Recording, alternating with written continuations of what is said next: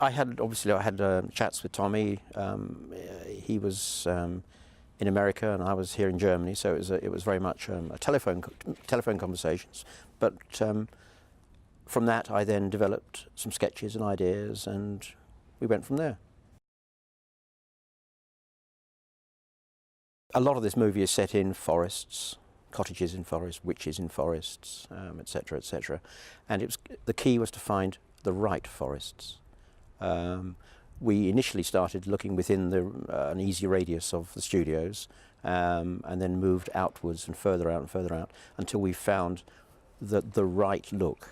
The forests adjacent to Berlin are very much man-made and not particularly natural.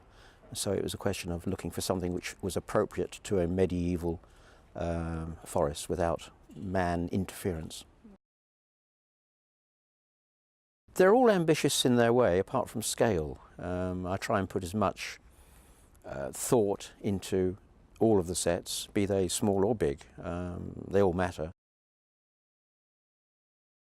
I'm always looking for interest in the sets, depth, alleyways running off where people can come in and out and generate a visual depth to it as well. This is a 3D movie, and it's important that you get as much foreground, background and far distance as possible. Well, Muriel's a pretty nasty sort of character. She's the queen of the witches, so to speak, the leader. So she's going to be a pretty nasty sort of person. And so she lives in a pretty nasty place, a very aggressive place, a very spiky, harsh environment. Underground, of course.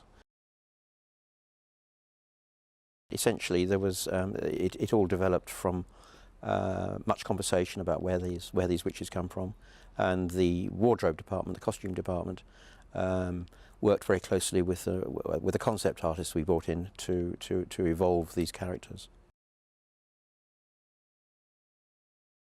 These weapons have been handmade for Hansel and Gretel, because after all they've got some pretty tough journeys ahead of them, and in the past too.